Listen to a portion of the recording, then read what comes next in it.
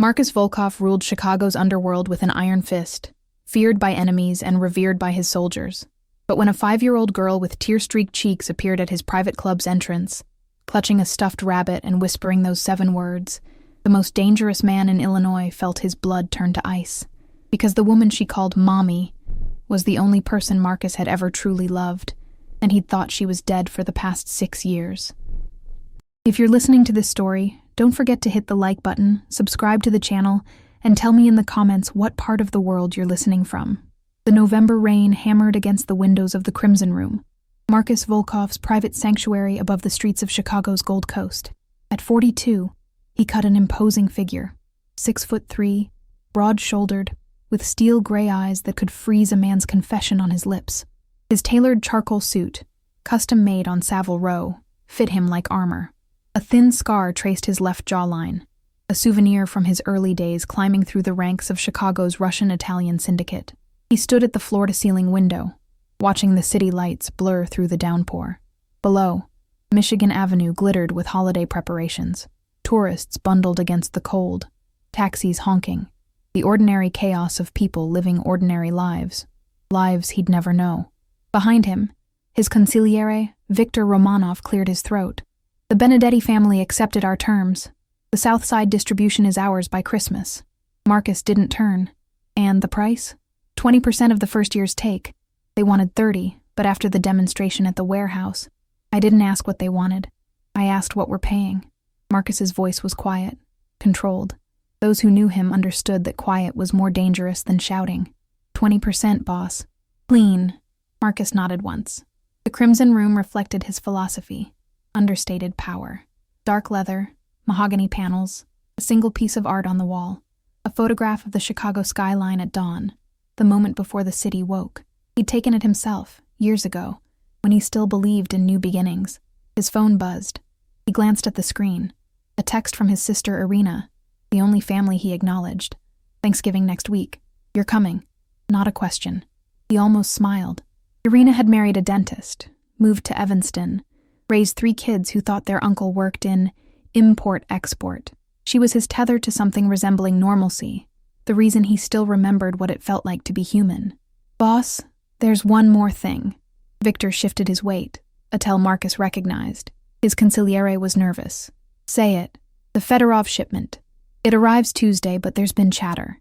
The FBI's organized crime unit has a new task force. They're calling it Operation Nightfall. Marcus turned from the window. Victor was 58, built like a bear, with knuckles scarred from decades of enforcement work before Marcus promoted him. Loyal to the bone, but even loyalty had limits when federal prosecutors started making promises. How solid is the intel? Solid enough. My source inside the bureau says they've been watching the ports for 3 months. Then we reroute. Use the Gary facility instead of the Chicago docks. Double the security, triple the counter-surveillance. Marcus moved to his desk. A massive piece of reclaimed wood from a demolished Chicago warehouse. Everything in his world had history, weight. And Victor? Find out who's talking. Someone fed them our schedule. Victor nodded and left, his footsteps heavy on the hardwood.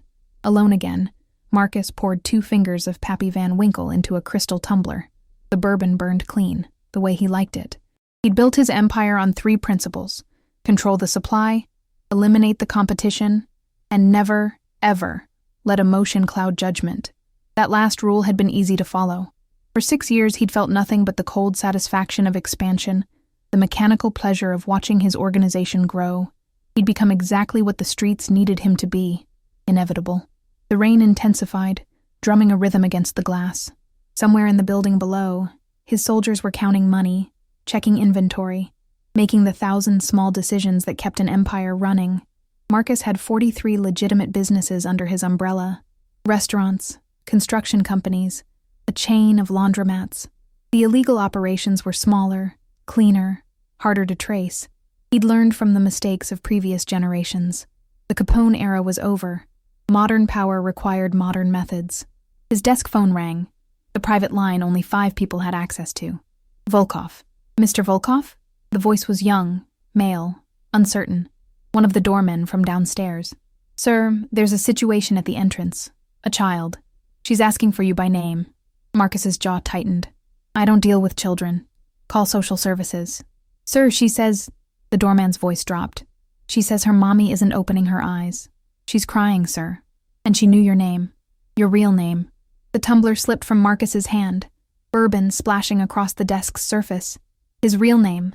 Not Volkov, the identity he'd assumed 15 years ago, but the name from before. The name only one person outside his organization had ever known. Keep her there. I'm coming down. He took the private elevator, his mind racing through possibilities, threats, traps. The doors opened to the building's marble lobby, where his head of security, Dmitri, stood next to a small figure wrapped in a too-thin jacket. The girl couldn't have been more than 5. Dark curls plastered to her forehead by rain, enormous brown eyes swimming with tears, clutching a bedraggled stuffed rabbit. She looked up at Marcus, and the world tilted. Those eyes. He knew those eyes. Are you Marcus? Her voice was tiny, breaking. Mommy said if something bad happened, I should find Marcus. She said you'd help. He knelt, bringing himself to her level, his expensive suit soaking up water from the floor. What's your name? Sophie. She hiccuped. Sophie Reyes. Mommy's in the car. She won't wake up. I tried and tried, but she won't wake up. Reyes. The name hit him like a bullet. Elena Reyes. The woman he'd loved with a ferocity that terrified him. The woman who'd disappeared 6 years ago, leaving only a note. I'm sorry. You'll be safer if I'm gone. He'd searched for months, used every resource, called in every favor. Nothing. It was as if she'd been erased from existence. Eventually he'd forced himself to stop, to bury the grief beneath layers of ice and ambition. Show me, Marcus said, his voice barely recognizing itself. Show me now. Sophie grabbed his hand, her small fingers impossibly cold, and pulled him toward the entrance. Outside, the rain had become a deluge. Parked crookedly at the curb, hazard lights blinking, was a battered Honda Civic with a cracked windshield. Marcus approached the driver's side, Dmitri close behind. Through the rain-streaked window, he saw her, Elena, slumped against the steering wheel, skin pale as paper, lips tinged blue, a needle mark in the crook of her arm, a tourniquet still tied. But it was her, the woman who'd haunted his dreams for 6 years. Older, thinner, ravaged by whatever hell she'd been through, but unmistakably her. Call Dr. Kozlov, Marcus snapped at Dmitri. Tell him it's life or death. I want him at the penthouse in 10 minutes. He wrenched open the car door, checking Elena's pulse. Faint, irregular, but there. And get the car off the street, now. He lifted Elena from the driver's seat. She weighed almost nothing, and carried her toward the building. Sophie followed, still clutching her rabbit, her small face a mask of terror and hope. In the elevator, Marcus looked down at the woman in his arms. Her breathing was shallow, her body limp. 6 years of questions, anger, grief, all of it evaporated in the face of one simple truth. She'd come back, and she'd brought him a daughter. The elevator doors opened to his penthouse. Marcus laid Elena on the leather sofa, brushing wet hair from her face. Sophie climbed up beside her mother, taking her hand. Is Mommy going to be okay? The little girl's voice was so small, so fragile. Marcus looked at this child, this impossible child with Elena's eyes, and felt something crack open inside his chest. The ice he'd built so carefully, the walls that kept him functional, began to fracture. Yes, he said, and realized he was making a promise he might not be able to keep. Your mommy's going to be okay. Outside, the rain continued to fall, washing the city clean, and Marcus Volkov, the man who'd sworn never to let emotion rule him again, felt the first stirrings of something he'd thought long dead, hope, and with it, the terrifying vulnerability of caring whether someone lived or died. Dr. Kozlov arrived in 8 minutes, his medical bag already open as he swept into the penthouse. He was 70, with steady hands and a discretion born from 4 decades of treating Marcus's organization without asking questions. One look at Elena, and his expression shifted from professional calm to focused urgency. Opioid overdose, he said, already preparing a syringe. How long has she been unresponsive? Sophie's voice came from the corner where Dmitri had gently guided her. We were driving. Mommy said she just needed to rest for a minute, but then she wouldn't answer me. I don't know how long. Kozlov administered naloxone, then started an IV line with practiced efficiency. Her vitals are weak but stable. The next hour is critical. If she regains consciousness, she'll need monitoring. Withdrawal symptoms will be severe. Marcus stood at the window, watching the doctor work, his hands clenched behind his back. 6 years. 6 years Elena had been out there, and this was what had become of her. The woman who'd once laughed at his terrible jokes, who'd made him believe he could be something other than what he was, reduced to this. There's track marks on both arms, Kozlov continued quietly. Old and new. This isn't her first time. Mr. Volkov, this woman needs professional rehabilitation, not... She stays here. Marcus's tone left no room for argument. You'll monitor her. I'll arrange for whatever equipment you need. Kozlov nodded, returning his attention to Elena. On the sofa, her chest rose and fell in shallow breaths. Color was slowly returning to her lips. Marcus turned to Sophie, who sat in an oversized armchair, her rabbit clutched tight. She'd stopped crying, but her eyes were huge, tracking every movement the doctor made. He crossed the room and knelt beside her chair. Up close, the resemblance was undeniable. She had Elena's eyes, her delicate bone structure, but the shape of her jaw, the set of her shoulders, those were his. Sophie, I need to ask you some questions. Can you do that? She nodded, solemn. Where have you and your mommy been living? Different places? Motels, mostly? Sometimes we stayed with mommy's friends, but not for long.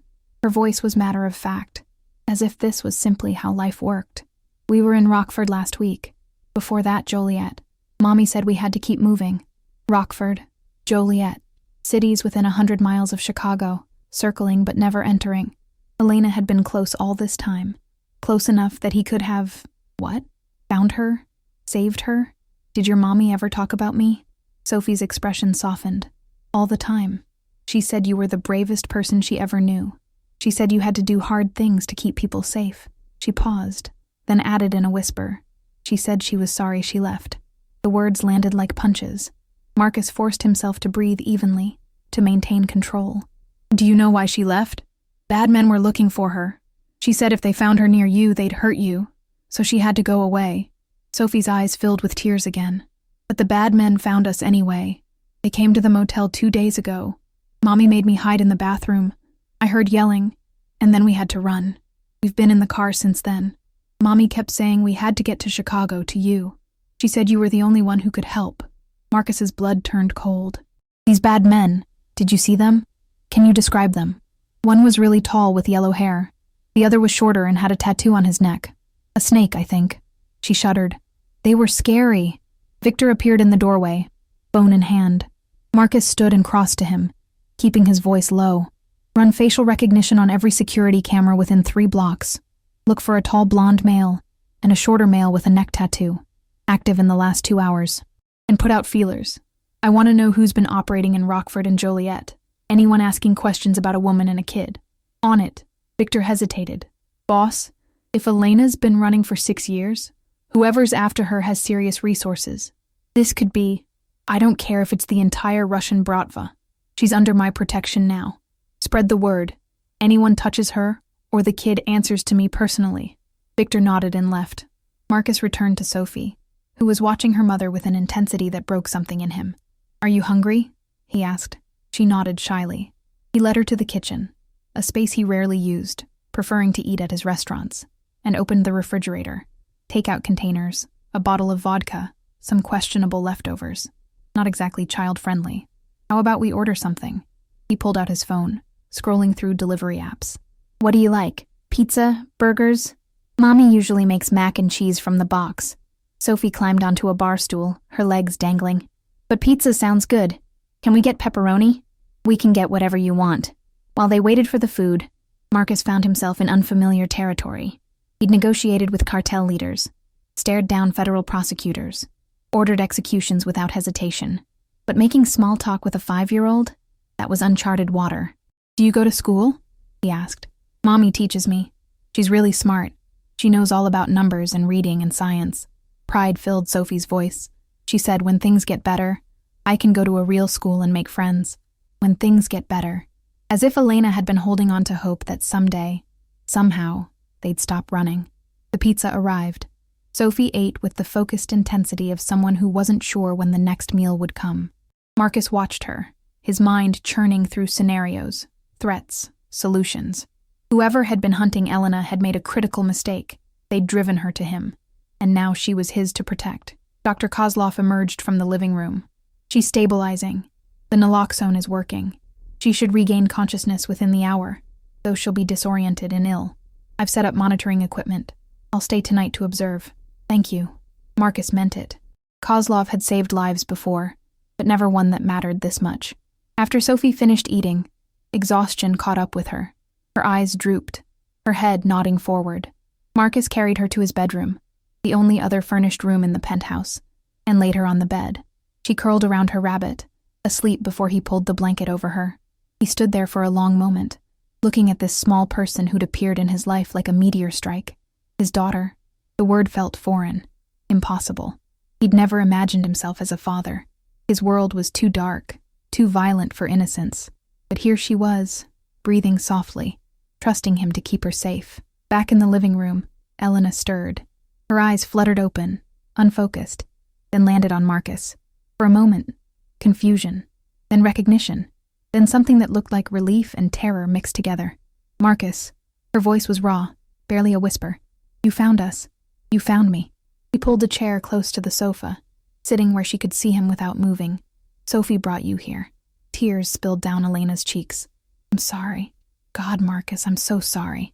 I never wanted. I tried to stay away. I tried to keep you safe, but I couldn't. Her words dissolved into sobs. Don't. He reached out, then stopped, unsure if touch would comfort or frighten her. Just rest. We'll talk when you're stronger. They'll find us. They always find us. Panic edged her voice. You have to send us away. You have to. No one's sending anyone away. Marcus's voice was steel. You're home now, both of you. And I promise you, Elena, whoever's been hunting you will regret the day they started. She searched his face, looking for something. Truth, maybe. Or the man she'd once known beneath the layers of ice and violence. Sophie, she whispered. Is she? She's safe. Asleep in my room. She's brave, Elena. She saved your life tonight. Fresh tears came. She's everything good I ever did. The only thing that kept me going. Marcus finally reached out, taking her hand. It was cold, fragile. Then we'll keep her safe, together. Elena's eyes closed, exhaustion pulling her under, but her fingers tightened around his, holding on. Outside, the rain had stopped. The city glittered in the aftermath, washed clean and gleaming. Marcus sat in the quiet, holding the hand of the woman he'd thought he'd lost forever, listening to his daughter breathe in the next room. His empire, his carefully constructed world of control and power, all of it felt suddenly fragile, because now he had something to lose again, two someones, and that changed everything. In the corner, his phone buzzed. A text from Victor. Found them on camera, heading to Rockford to ask questions. Will report back. Marcus typed a response. No mercy. The hunt had begun, and Marcus Volkov was very, very good at hunting. Elena woke to winter sunlight streaming through unfamiliar windows. For a disorienting moment, she didn't know where she was. The ceiling was too high, the sheets too soft. Then memory crashed back. The drive through rain-slicked streets. Sophie's terrified voice. Marcus's face as he lifted her from the car. She sat up too quickly, and nausea rolled through her. Withdrawal. She recognized the symptoms, had lived through them before during her brief, failed attempts at getting clean. Her body ached, her skin felt too tight, and the craving sat in her chest like a living thing. Easy. Dr. Kozlov appeared beside the sofa, steadying her. You're safe, Ms. Reyes. You're in Mr. Volkov's penthouse. Do you remember arriving? Fragments. Sophie's hand in hers. Marcus's eyes, gray and unreadable. The needle, the terrible relief of oblivion. Where's my daughter? Her voice came out hoarse, desperate. Having breakfast with Mr. Volkov. She's fine, healthy, unharmed. She's a remarkable child. Elena's eyes burned. Sophie. Her reason for surviving, for fighting through 6 years of hell. I need to see her. In a moment. First, let me check your vitals. Kozlov was efficient, professional. Blood pressure, pulse, pupil response. You're through the worst of the immediate danger, but the next 72 hours will be difficult. I'm going to be frank with you. Your body has been through significant trauma. If you want to recover, you need to commit to treatment.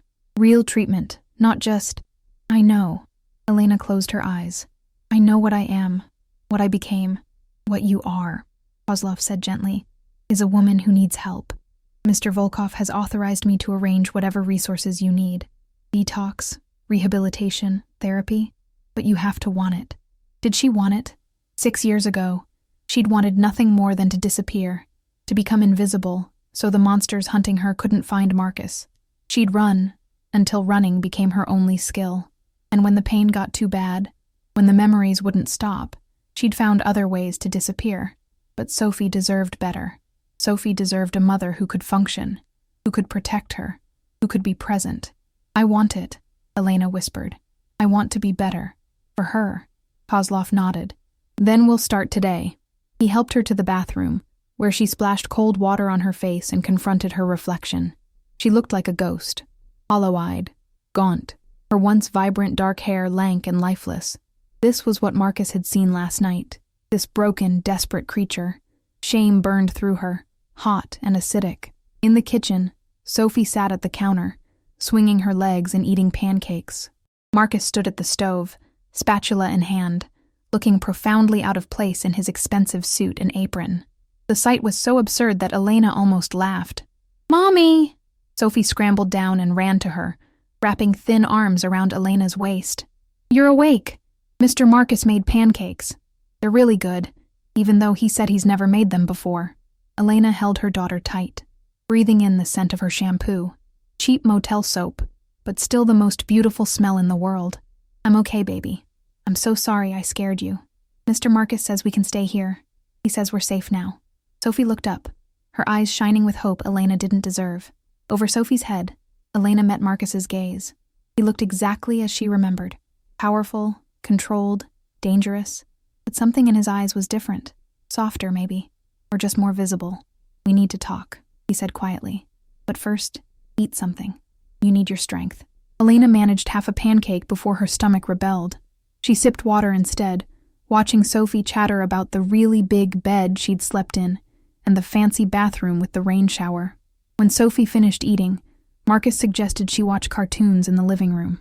Once she was settled, he and Elena moved to his office, a room dominated by dark wood and leather, with a view of Lake Michigan stretching gray and infinite beyond the windows. 6 years, Marcus said, closing the door. 6 years, Elena. Do you have any idea? He stopped, jaw tight. Why?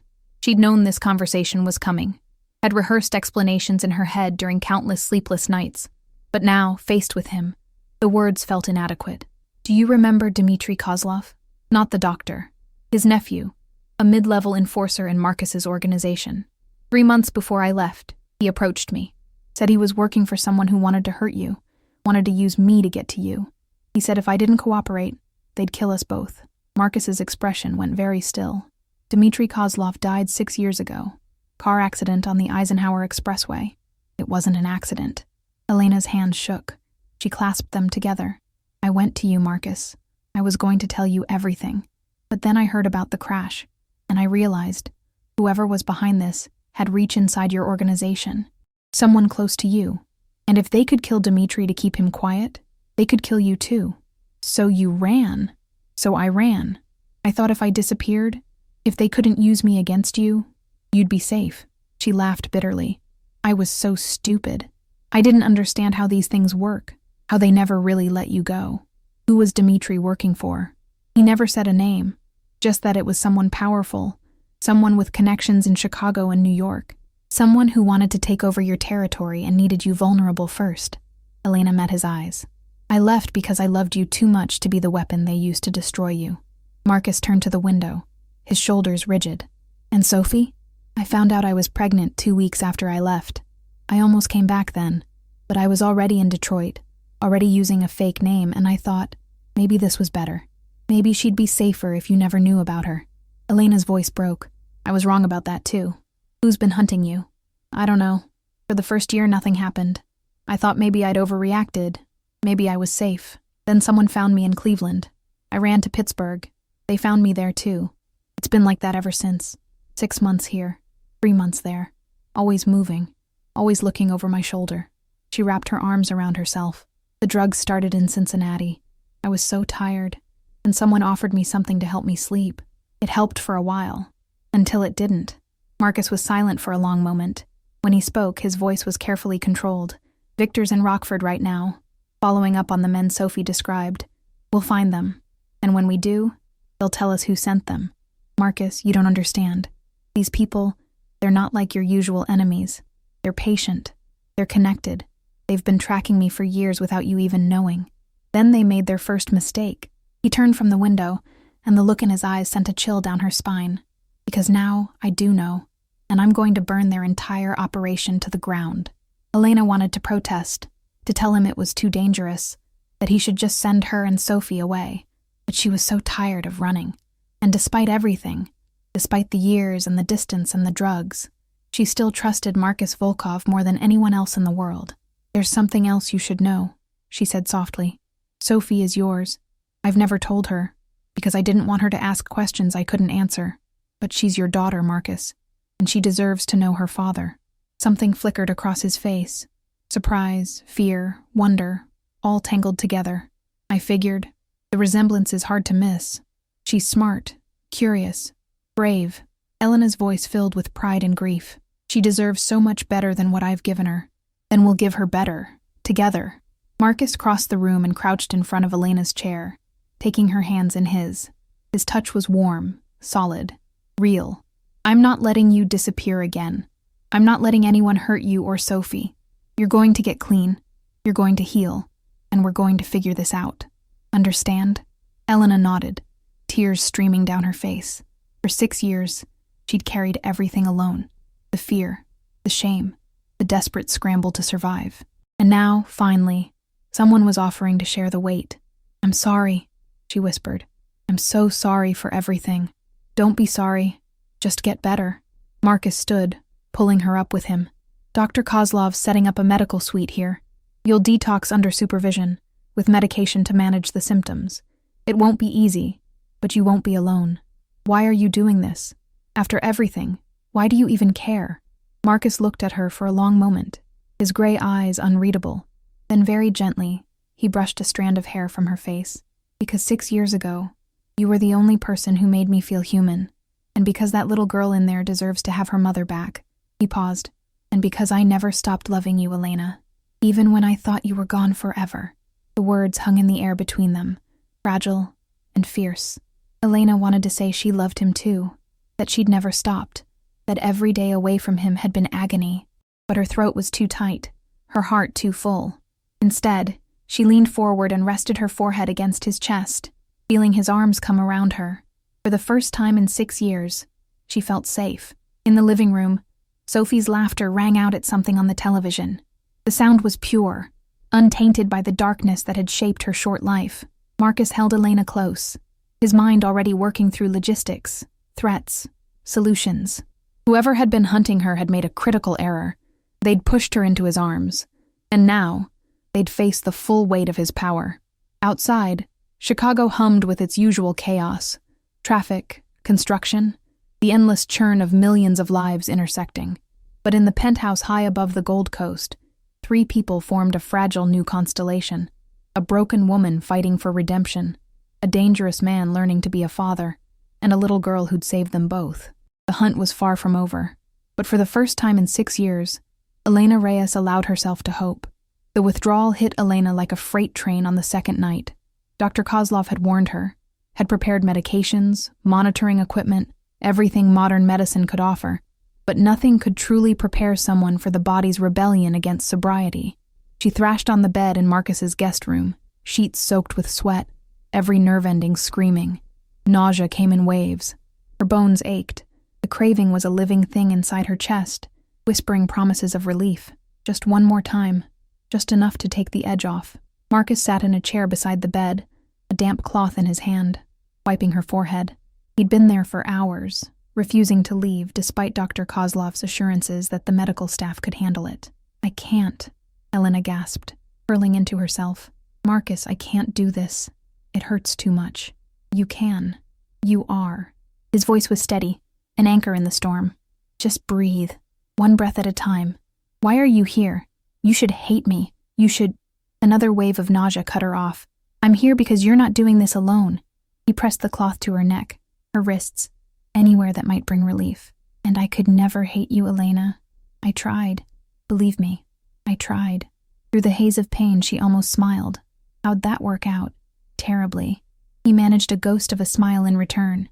Turns out you're impossible to forget. The hours blurred together. Sometimes Sophie would appear in the doorway, clutching her rabbit, her small face worried. Marcus would gently guide her back to bed, assuring her that Mommy was getting better, that this was part of healing. On the third day, Elena woke to find the worst had passed. Her body still ached. The craving still gnawed at her, but the acute agony had dulled to something manageable.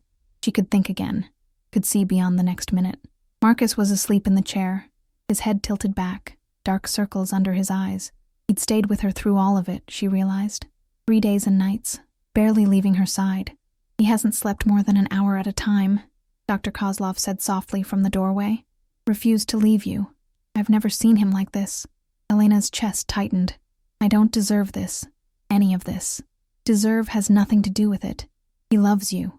That's all that matters to him. Kozlov checked her vitals, nodding with satisfaction. You're through the worst of it. The next challenge is psychological. Learning to live without the escape the drugs provided.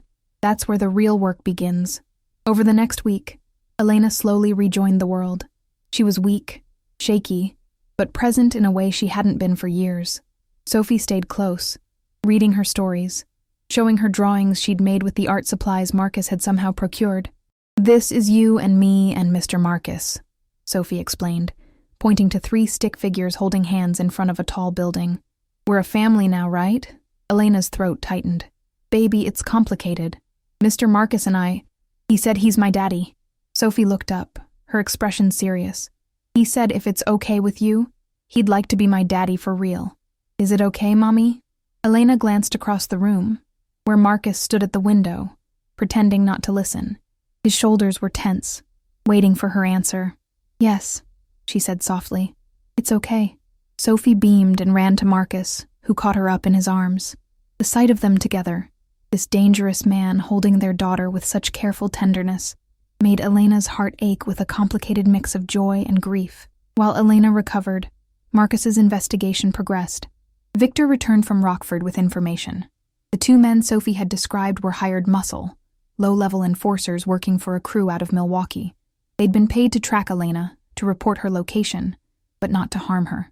Someone wants her alive, Victor reported during a meeting in Marcus's office. Elena listened from the doorway, still too weak to stand for long. The Milwaukee crew says they were hired through an intermediary. A lawyer named Harrison Steele operates out of New York, specializes in discrete problem-solving for high-net-worth clients. Find Steele, Marcus ordered. I want to know who hired him and why they've been hunting Elena for 6 years. Already on it. But boss, there's something else. Victor's expression darkened. I did some digging into Dmitry Kozlov's death. The accident report was clean, but I found a witness who was never interviewed, a truck driver who saw the whole thing. He says another car forced Dmitry off the road. Professional job. Marcus's jaw tightened. So Elena was right. Someone inside my organization was working against me. Was, past tense. I've been running background on everyone who had access to you 6 years ago. Most are still with us, loyal. But 3 are dead. Dmitry, plus 2 others who died in unrelated incidents within 6 months of Elena leaving. And 1 disappeared. Alexei Volkov. Elena saw Marcus go very still. My cousin Alexei? He left Chicago 7 years ago. Said he was moving to Miami to start a legitimate business. But there's no record of him in Florida. No tax returns, no property, nothing. It's like he vanished. Or changed his identity. Marcus's voice was ice. Like he had something to hide. Elena's mind raced. Alexei Volkov. She remembered him vaguely. A younger cousin. Charming but with an edge of cruelty. He'd always seemed resentful of Marcus's power. Always pushing for more responsibility, more territory. If Alexei wanted to take over your organization, Victor continued, he'd need you vulnerable, distracted. And what better distraction than threatening the woman you loved? But why keep hunting Elena after she left? Why not just let her go? Maybe he thought she knew too much. Or maybe, Victor hesitated, maybe he wanted to make sure she could never come back to you. The pieces fell into place with sickening clarity. Alexei had orchestrated everything. Dmitry's approach to Elena, the threats, the years of pursuit. He'd wanted Marcus isolated, emotionally compromised, easier to undermine. Find him, Marcus said, his voice deadly quiet. "I don't care if he's in Miami or Moscow or hell itself. Find Alexei and bring him to me." After Victor left, Marcus turned to Elena. "I'm sorry. This is my fault. My family, my organization." "No." Elena crossed the room, taking his hands. "This is Alexei's fault, not yours. You didn't know. I should have protected you better. Should have seen the threat. You're protecting me now. Protecting Sophie. That's what matters." Marcus pulled her close, resting his chin on top of her head. They stood like that for a long moment, drawing strength from each other. "I'm scared," Elena admitted. "If Alexei's been hunting me for 6 years, he's not going to stop just because I'm with you now. He'll come for us. Let him come." Marcus's voice was steel. "I've spent 6 years building an empire. Every soldier, every ally, every resource I have will stand between him and you. He wanted me vulnerable? He's about to learn what real vulnerability looks like. His, when I take everything he has." Elena wanted to believe him, wanted to trust that Marcus's power could keep them safe, but she'd spent too long running, too long looking over her shoulder to feel truly secure. That night she woke to Sophie's scream. She bolted from bed, her heart hammering, and ran to Marcus's room where Sophie had been sleeping. The little girl was sitting up, tears streaming down her face, pointing at the window. "I saw him, the man with the snake tattoo. He was looking at me." Marcus was already at the window, scanning the street 40 stories below. "Nothing. No one. It was just a nightmare, sweetheart," Elena soothed, climbing into bed and pulling Sophie close.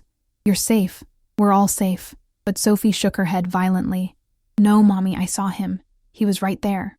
Marcus exchanged a glance with Elena over Sophie's head. Nightmare or not, they couldn't take chances. He pulled out his phone, texting Dmitri. "Double security. I want eyes on every entrance, every floor.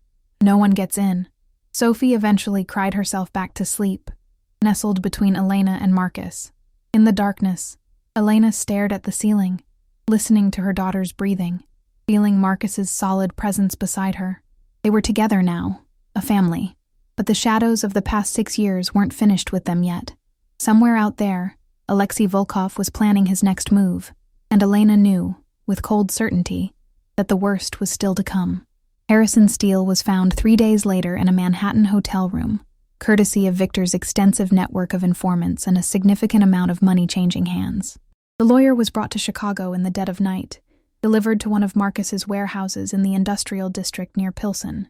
Marcus stood in the center of the empty space, hands in his pockets, watching as Dmitri and 2 other soldiers escorted Steele inside. The lawyer was mid-50s, expensively dressed, with the kind of polished confidence that came from years of operating in moral gray zones. That confidence evaporated when he saw Marcus's expression.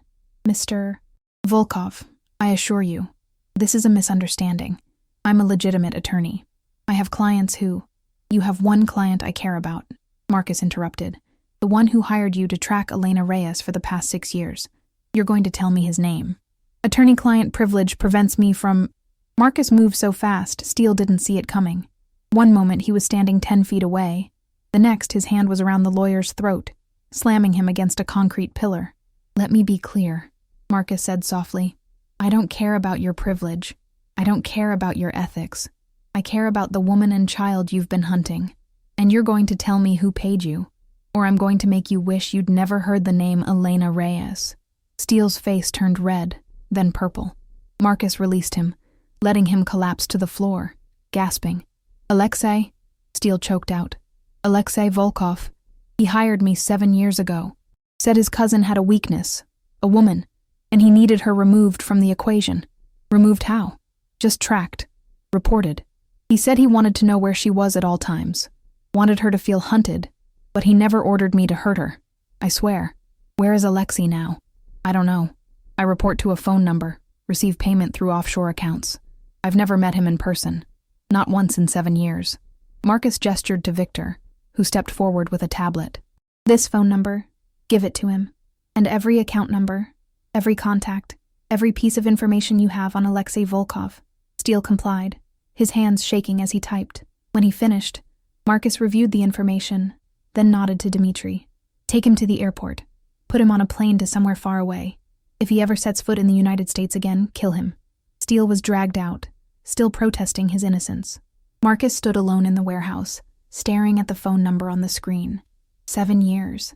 Alexei had been orchestrating this for 7 years, long before Elena even left. His cousin hadn't just wanted to weaken Marcus, he'd wanted to destroy him, piece by piece, starting with the one person who made him vulnerable. Back at the penthouse, Elena was teaching Sophie to make grilled cheese sandwiches, a small domestic scene that felt surreal given the violence Marcus had just orchestrated.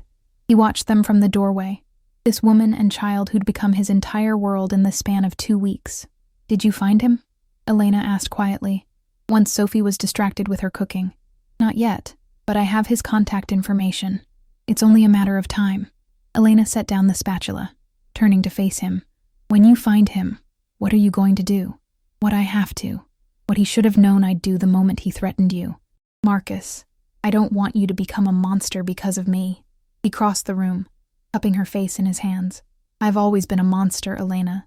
You're the only one who ever made me want to be something else. And if being a monster is what it takes to keep you and Sophie safe, then that's what I'll be." She searched his eyes, then nodded slowly. She understood. In his world, mercy was a luxury they couldn't afford. That night, Marcus's phone rang. The number Victor had extracted from Steele. He answered, putting it on speaker so Elena could hear. "Hello, cousin." Alexei's voice was smooth, amused. "I wondered when you'd finally figure it out. Where are you?" "Close enough to watch. Far enough to stay safe. You've gotten sloppy, Marcus. Letting that woman back into your life. Playing house with a kid. It's almost sad." Marcus's grip on the phone tightened. "You've been hunting Elena for 6 years. Why? Because you loved her. Because she made you weak. I needed you focused on business, not distracted by sentiment. When she left, you became exactly what I needed.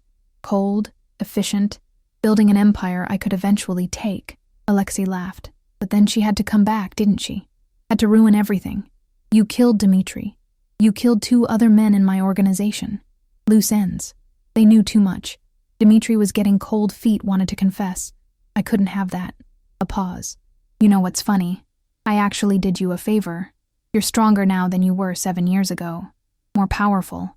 And when I take it all from you, it'll mean so much more. You're not taking anything. You're a dead man, Alexei. You just don't know it yet." "Am I? Because from where I'm standing, I have all the leverage. I know where you live. I know where Elena and that little girl are. And I have resources you can't imagine. Partners in New York, Miami, Los Angeles. You're powerful in Chicago, cousin, but I've built something bigger." Elena's face had gone white. Marcus reached for her hand, squeezing tight. "What do you want?" Marcus asked. "I want you to walk away. Leave Chicago. Take your woman and kid, disappear, and I'll let you live. Stay, and I'll burn everything you've built to the ground. Starting with them." The line went dead. Marcus immediately called Victor. "Trace that call. I want to know where it originated." "Already on it." "Boss, we've got a problem. 3 of our warehouses were hit tonight. Inventory stolen. 2 men injured. And there's been chatter on the street. Alexei's been recruiting, offering double what we pay to anyone who switches sides. How many have we lost?" 6 so far. Maybe more. He's moving fast, trying to destabilize us before we can respond." Marcus's mind raced through scenarios, strategies. Alexei was making his move, trying to force Marcus into a corner, but he'd made a critical miscalculation. Marcus had something to fight for now, something worth burning the world to protect. "Call everyone in. Every soldier, every ally, everyone who owes us a favor. I want a meeting tomorrow night at the Crimson Room. We're going to war." After Victor hung up, Elena turned to Marcus, her eyes fierce despite the fear.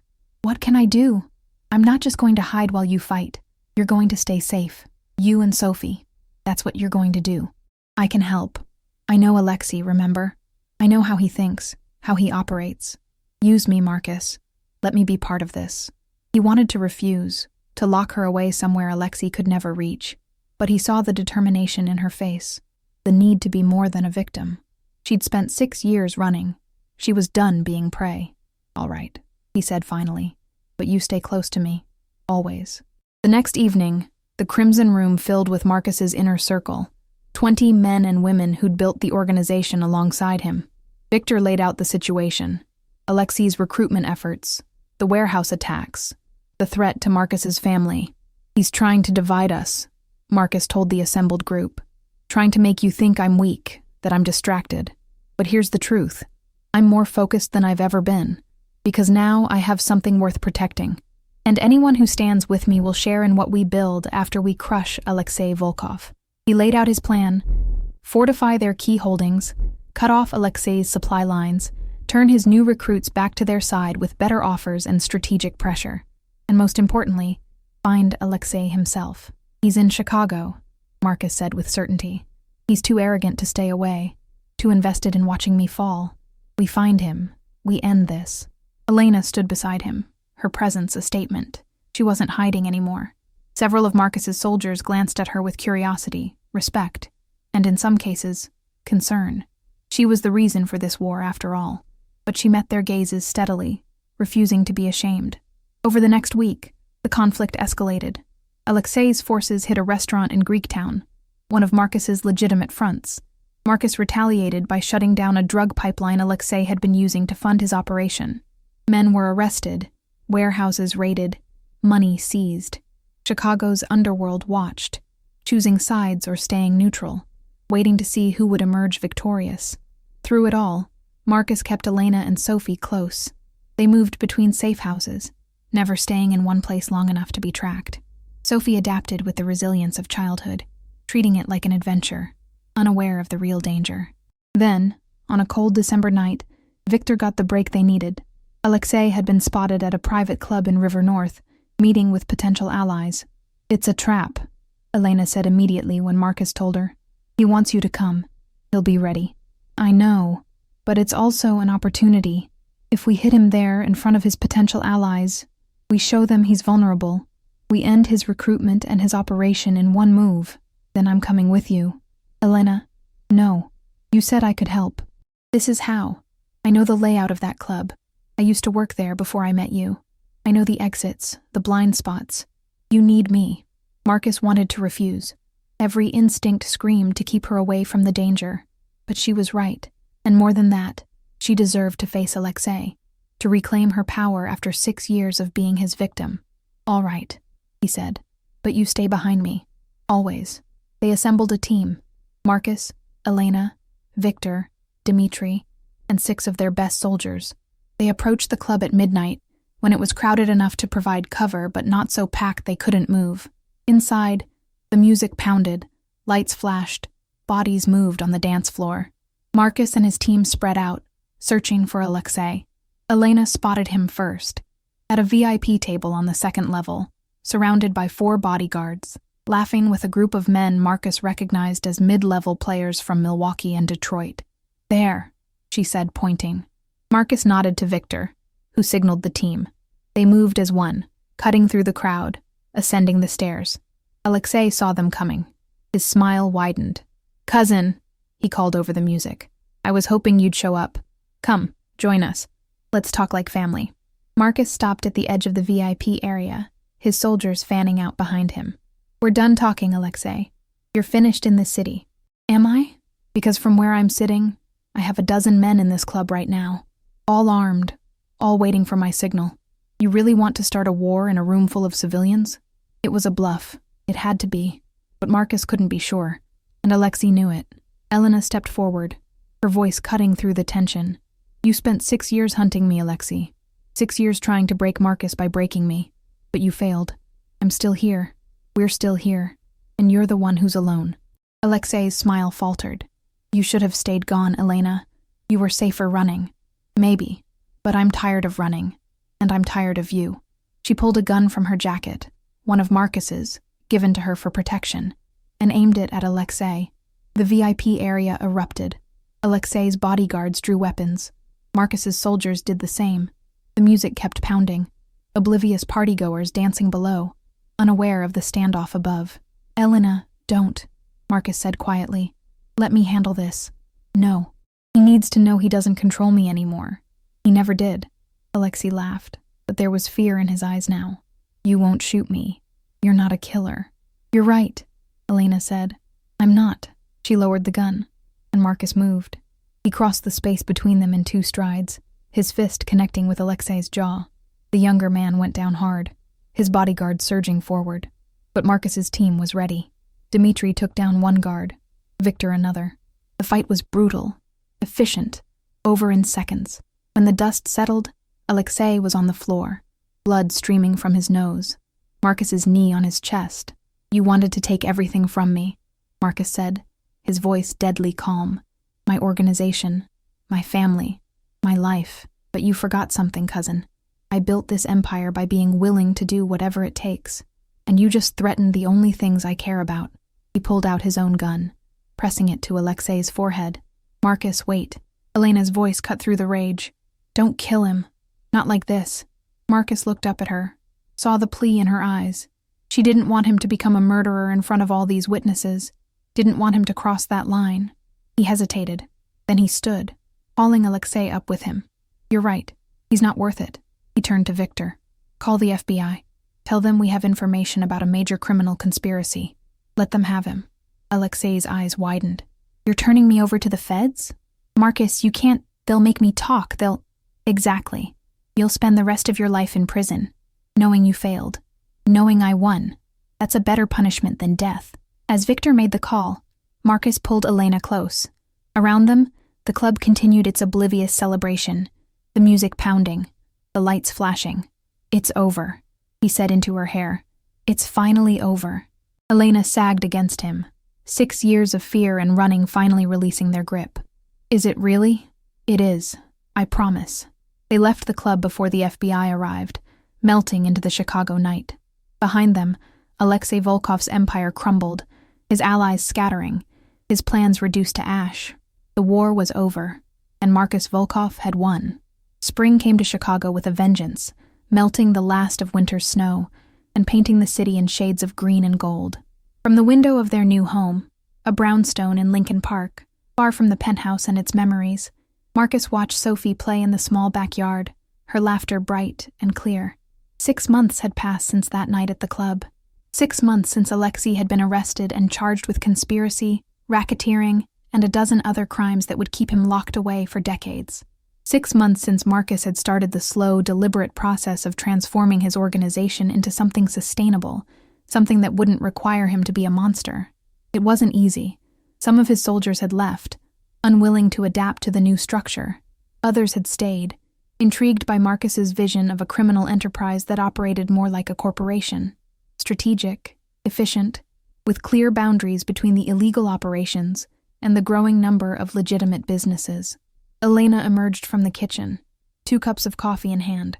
She'd been clean for 7 months now, attending therapy 3 times a week, rebuilding herself piece by piece. She was still thin, still carried shadows in her eyes, but there was color in her cheeks again, strength in her movements. "She's getting so big," Elena said, settling beside Marcus on the porch swing. "Hard to believe it's only been 6 months. Feels like longer, like she's always been here." "She has, in a way. We just didn't know it." Elena sipped her coffee, watching their daughter chase a butterfly. "I got a call from the community college. They accepted my application for fall classes. I'm thinking about studying social work, helping other women who've been through what I have." Marcus took her hand, threading their fingers together. "That's good. You'd be amazing at that." "I'm scared," she admitted. "Scared I'll relapse. Scared I'll mess this up. Scared I don't deserve this second chance." "You deserve everything good, Elena, and you're not doing this alone. We're a team now." She leaned her head on his shoulder, and they sat in comfortable silence, watching Sophie play. The backyard was small but private, surrounded by tall fences and flowering trees, a safe space, a normal space. Marcus had never imagined himself in a place like this, suburban, domestic, ordinary, but he was learning that ordinary had its own kind of power, its own kind of peace. "Mr. Marcus!" Sophie ran up to the porch, her cheeks flushed.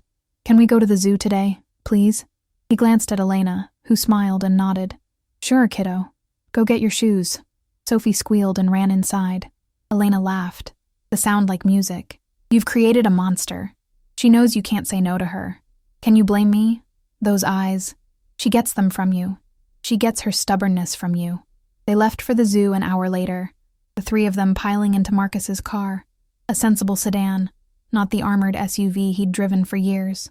Sophie chattered non-stop about the animals she wanted to see, her excitement infectious. At the Lincoln Park Zoo, they joined the crowds of families enjoying the warm weather. Marcus found himself relaxing in a way he never had before, letting go of the constant vigilance that had defined his life. Dmitri and 2 other soldiers were nearby, discreet but present, a compromise between his old life and his new one. They watched the lions, the elephants, the penguins. Sophie was fascinated by everything, asking endless questions that Marcus and Elena took turns answering. When she got tired, Marcus lifted her onto his shoulders, and she rode there like a queen surveying her kingdom. "This is nice," Elena said, taking his hand as they walked. "Normal. I'd forgotten what normal felt like." "Me too." That evening, after Sophie was asleep, Marcus and Elena sat in the living room of their brownstone. The space was still sparsely furnished. They were taking their time, choosing pieces together, building something that felt like theirs. "Victor called today," Marcus said. "The transition is almost complete. Another 6 months, and the organization will be running smoothly without me needing to be involved in day-to-day operations." "And then what? You retire? Become a full-time dad?" He smiled. "Something like that. I've been thinking about Irina's suggestion, starting a legitimate security consulting firm. Use my skills for something legal. It's not redemption exactly, but it's a start." Elena studied him, her dark eyes thoughtful. "You've changed. Since that night I showed up with Sophie. You're different. I had to change. You and Sophie. You gave me a reason to be something other than what I was. You were never just a monster, Marcus. I saw the man underneath. That's why I loved you." "Loved? Past tense?" She smiled, moving closer to him on the couch. "Love. Present tense. Always." He kissed her then, soft and slow, tasting coffee and promise. When they broke apart, Elena rested her forehead against his. "I want to get married," she said quietly. "Not right away, but someday. I want Sophie to have a real family. I want us to have that. I want that too." They sat together in the quiet house, listening to the sounds of the city beyond their walls. Chicago hummed with its usual energy, millions of lives intersecting, each one a story of struggle and survival and hope. Marcus thought about the man he'd been 6 months ago. Cold, isolated, powerful, but empty. That man was gone, replaced by someone he was still learning to recognize. A father, a partner, someone who chose love over control, vulnerability over strength. It wasn't easy. Some days the old instincts surfaced, the urge to solve problems with violence, to trust no one, to keep everyone at arm's length. But Elena was patient, and Sophie was persistent, and slowly, Marcus was learning a different way to be. 2 weeks later, on a Saturday afternoon, Marcus took Sophie to visit Irina in Evanston. Elena had a therapy appointment and encouraged him to spend time with his sister, to rebuild that connection. Irina's house was chaos.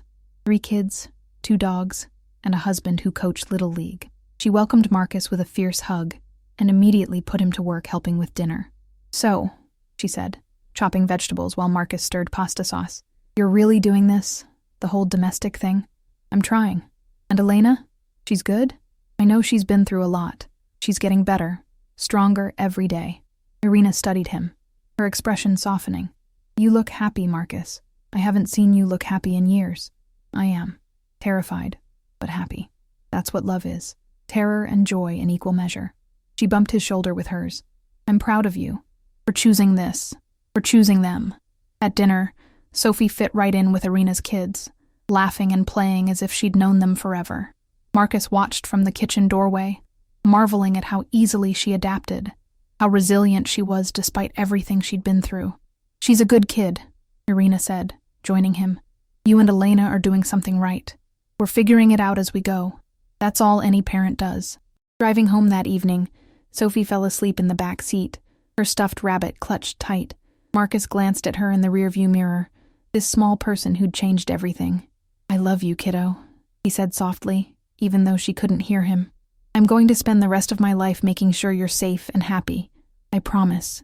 Back at the brownstone, Elena was waiting on the porch, a blanket wrapped around her shoulders.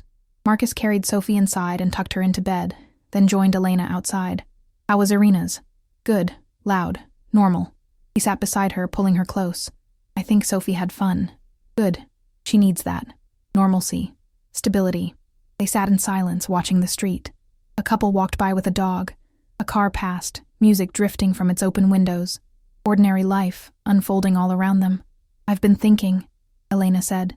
About Alexei, about everything that happened. And I realized something. He spent 6 years trying to destroy us, trying to keep us apart, but in the end, he's the one who brought us back together. If he hadn't pushed me to run, if he hadn't hunted me, I never would have come back to you. Sophie never would have met her father.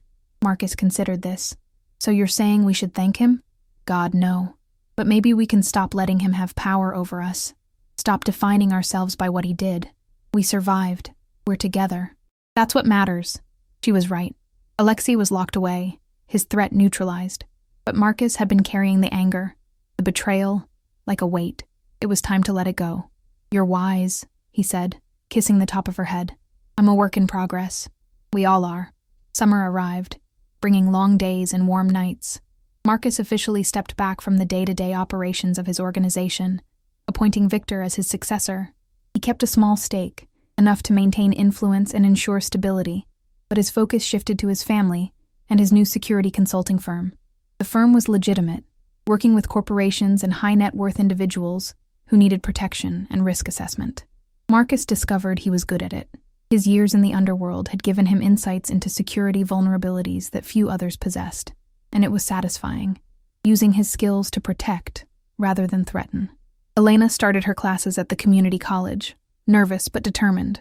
She made friends, joined study groups, slowly built a life outside of her past. Some days were harder than others. The cravings still came, the memories still haunted, but she had a support system now. Marcus, Sophie, her therapist, her sponsor from Narcotics Anonymous. Sophie started kindergarten at a private school in Lincoln Park. She thrived, making friends easily, bringing home drawings and stories about her day.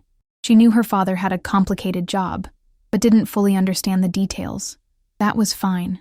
She'd learn the truth eventually when she was old enough to process it. For now, she was just a kid, living a kid's life. On a warm evening in August, Marcus proposed. Nothing elaborate, just the two of them on the porch swing, Sophie asleep inside, the city humming around them. I know we said someday, he began, pulling a small box from his pocket, but I don't want to wait. I want to make this official. I want to marry you, Elena. Build a life with you. Be a family. For real. Elena's eyes filled with tears. Yes, God, yes. The ring was simple. A single diamond on a platinum band. Marcus slipped it onto her finger, and they kissed as the sun set over Chicago, painting the sky in shades of orange and gold. They married in October, a small ceremony in Irina's backyard. Just family and a few close friends. Sophie was the flower girl, taking her role very seriously, scattering petals with intense concentration. When Marcus and Elena exchanged vows, there wasn't a dry eye in the audience. They'd been through hell to get here. 6 years of separation, pain, and struggle. But they'd survived. And now, they were choosing each other, choosing this life, with full knowledge of what it cost and what it was worth. I promise to protect you, Marcus said, his voice steady, to support you, to be the man you see in me, even when I can't see it myself. I promise to trust you, Elena replied, to be honest with you, to build a life with you that honors everything we've overcome. They kissed, and Sophie cheered, and the small gathering applauded. It wasn't a fairy tale ending. They still had challenges ahead. Elena's recovery, Marcus's transition away from his old life, the normal struggles of building a family. But it was real, and it was theirs. That night, after the guests had left and Sophie was asleep, Marcus and Elena stood in their backyard, looking up at the stars barely visible through Chicago's light pollution. We made it, Elena said softly. Against all odds, we actually made it. Marcus pulled her close, breathing in the scent of her hair, feeling the solid reality of her in his arms. We did, and we're going to keep making it. Every day, for the rest of our lives. Above them, the city stretched out in all directions. Millions of lights, millions of stories, millions of people fighting their own battles. Marcus Volkov was just one of them now. No longer a king of the underworld, but a man trying to be good, to be better, to be worthy of the love he'd been given. It was harder than ruling an empire, more terrifying than any threat he'd faced, but it was also more rewarding, more meaningful, more real. He'd spent years building walls, protecting himself from vulnerability. Elena and Sophie had torn those walls down, brick by brick, until he stood exposed and human and alive in a way he'd never been before. and he wouldn't trade it for anything. In the house behind them, Sophie stirred in her sleep, murmuring something about butterflies. Marcus smiled, tightening his arms around Elena. This was his empire now. Not territory or money or power, but this. A brownstone in Lincoln Park. A woman who'd survived hell to find her way back to him, and a little girl who'd saved them both. It was everything. If you enjoyed this story, please subscribe to the channel and leave a comment, letting me know what you thought. Your support means everything, and helps me bring you more stories like this one. Thank you for listening.